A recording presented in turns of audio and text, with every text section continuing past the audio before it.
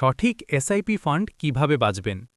অনেকেই এসআইপি শুরু করেন, কিন্তু কোন ফান্ডে ইনভেস্ট করবেন এই জায়গায় এসে কনফিউজড হয়ে যান।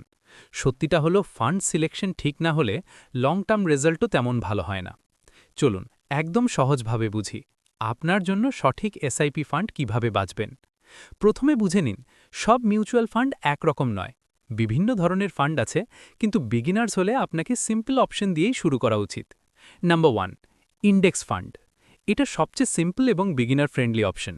এখানে আপনি নিফটি 50 বা সেন্সেক্সের টপ কোম্পানিতে ইনভেস্ট করেন, যেমন রিলায়েন্স, এইচডিএফসি, ইনফোসিস। এই ফান্ডগুলো মার্কেট ফলো করে, তাই লং টার্মে স্টেবল গ্রোথ দেয়। Number 2, large cap fund. এখানেও বড় বড় এস্টাবলিশড কোম্পানিতেই ইনভেস্ট করা হয়। ইন্ডেক্স ফান্ডের মতোই সেফ, তবে এখানে ফান্ড ম্যানেজার অ্যাক্টিভলি ডিসিশন নেয়। যারা একটু এক্সট্রা ম্যানেজমেন্ট চান তাদের জন্য ভালো অপশন। নাম্বার 3, ব্যালেন্সড ফান্ড বা হাইব্রিড।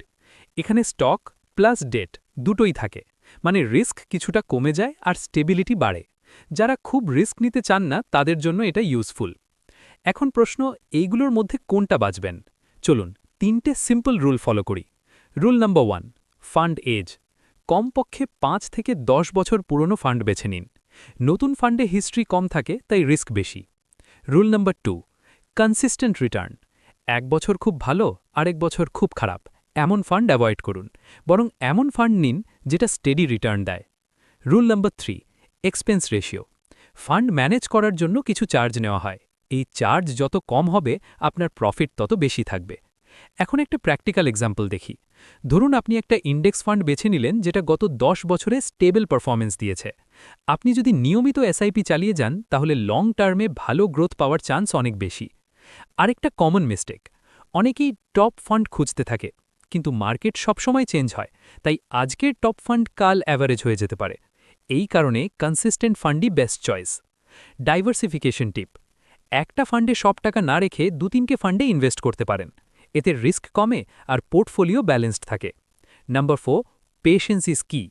ফান্ড সিলেক্ট করার পর বারবার চেঞ্জ করবেন না, টাইম দিন। কম্পাউন্ডিং কাজ করতে সময় লাগে। রিভিউ করুন, প্যানিক না করুন। প্রতি 6 মাস বা 1 বছরে একবার রিভিউ করুন। প্রতিদিন চেক করার দরকার নেই। সব শেষে একটা কথা, পারফেক্ট ফান্ড বলে কিছু নেই, কিন্তু রাইট অ্যাপ্রোচ আছে। আপনি যদি সিম্পল রুল ফলো করেন তাহলে আপনি অলরেডি 80-90% ইনভেস্টরের থেকে এগিয়ে থাকবেন। পরের পার্টে আমরা দেখব এসআইপিতে মানুষ যে 5টা বড় ভুল করে আর কিভাবে সেগুলো সহজে অ্যাভয়েড করবেন। তাই নেক্সট পার্ট মিস করবেন না। যদি আপনি সত্যিই নিজের ফিউচার সিকিউর করতে চান তাহলে আজই আপনার এসআইপি জার্নি শুরু করুন। আর এমন প্র্যাকটিক্যাল ফাইন্যান্স নলেজ পেতে আমাদের চ্যানেল ফলো করে থাকুন। This video is for educational purposes only, not financial advice.